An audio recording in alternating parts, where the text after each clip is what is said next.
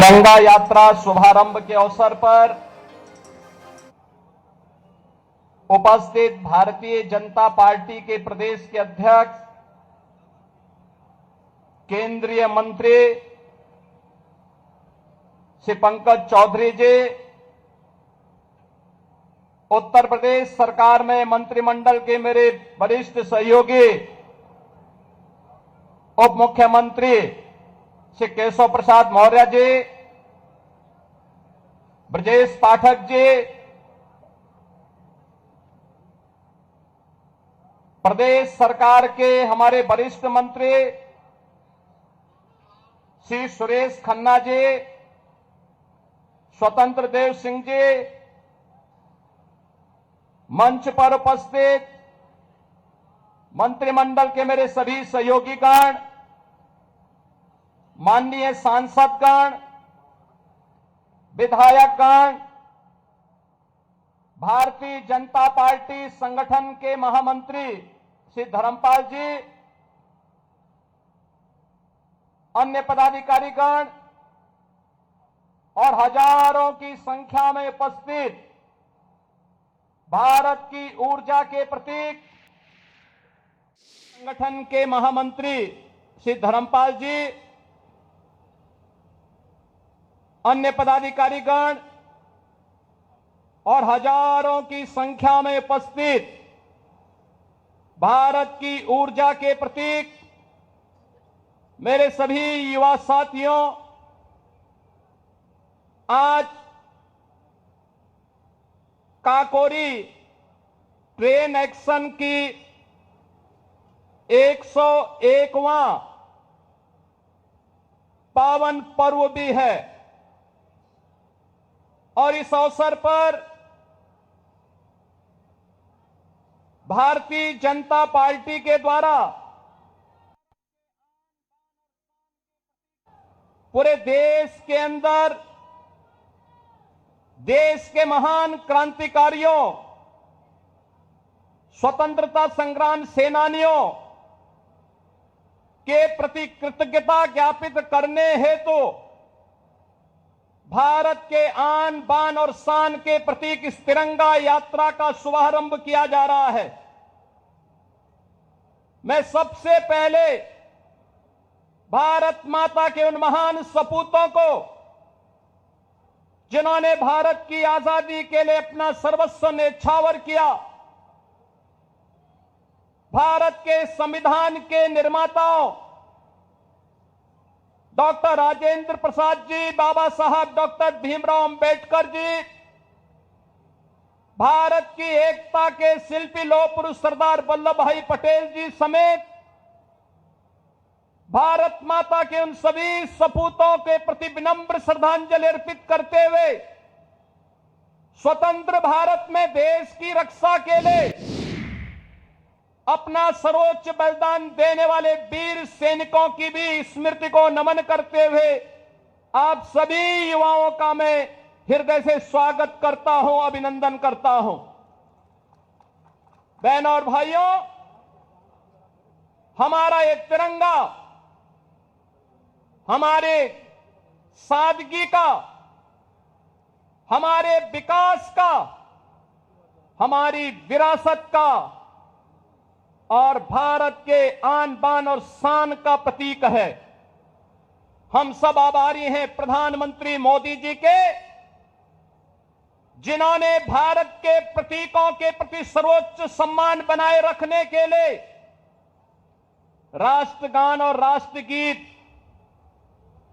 का अपमान करने वालों को संज्ञेय अपराध की सूची में रखते हुए दंडित करने का निर्णय भी लिया है। अब ये नहीं चल सकता कि रहेंगे भारत में, लेकिन भारत के प्रतीकों को, भारत के महापुरुषों को, भारत के राष्ट्रगान और राष्ट्रगीत को अपमानित करेंगे। यह वर्ष हमारे लिए महत्वपूर्ण है। राष्ट्रगीत वंदे मातरम के 150 वर्ष पूर्ण होने के उपलक्ष्य में पूरे देश के अंदर वंदे मातरम का गान हो रहा है और आज ही के दिन 1925 में काकोरी 10 एक्शन को उस समय के युवा पंडित राम प्रसाद बिस्मिल, ठाकुर रोशन सिंह, अस्फाउल्लाह खां, इन सब ने काकोरी 10 एक्शन को अंजाम देकर के ब्रिटिशर की चूलों को हिलाने का काम किया था। बहनों और भाइयों, ये तिरंगा यात्रा उन सभी हुतात्माओं के प्रति कृतज्ञता ज्ञापित करने का और प्रधानमंत्री मोदी जी के राष्ट्र प्रथम के उस मंत्र को आगे बढ़ाने का संकल्प भी है, जो भारत के हर एक युवा के लिए एक प्रेरणा है। हमारा युवा प्रतिभाशाली है, हमारा युवा ऊर्जा का प्रतीक है, हमारा युवा देश की हर चुनौती का सामना करने की सामर्थ्य रखता है और उस सामर्थ्य के प्रतीक इस युवा ऊर्जा को आगे बढ़ने के लिए एक उचित प्लेटफॉर्म प्राप्त हो, वो अपने परंपरागत पाठ्यक्रम के साथ साथ देश और समाज की उन चुनौतियों का भी सामना करने के लिए अपने आप को तैयार कर सके। इस भाव के साथ ये तिरंगा यात्रा का शुभारंभ आज पूरे देश के अंदर दुनिया का सबसे बड़ा राजनीतिक दल के रूप में भारतीय जनता पार्टी के द्वारा प्रारंभ किया जा रहा है। यह हमारा सौभाग्य है, प्रदेश की राजधानी में आज 25 से 30 हजार युवा इस तिरंगा यात्रा में सहभागी बन करके राष्ट्र प्रथम और तेरा वैभव अमर रहे मां, हम दिन 4 न रहे के इस संकल्प को लेकर के जिन हुतात्माओं ने राष्ट्र के प्रति अपना सर्वोच्च बलिदान दिया, उन सभी के प्रति कृतज्ञता ज्ञापित कर रहा है। बहनों और भाइयों, आज का दिवस हम सबको इस बारे में प्रेरणा देता है, जो कार्य 1947 के तत्काल बाद होना चाहिए था, राष्ट्रगीत के प्रति, राष्ट्रगान के प्रति, राष्ट्र के प्रतीकों के प्रति जो भाव होना चाहिए था, आखिर उसे 75 वर्ष और क्यों लगे? कारण था, कुछ लोगों के लिए सत्ता सर्वोपरि थी, लेकिन प्रधानमंत्री मोदी जी के लिए राष्ट्र प्रथम का भाव, जिन्होंने हम सबको भारत के प्रतीकों के प्रति, भारत के युवाओं के प्रति,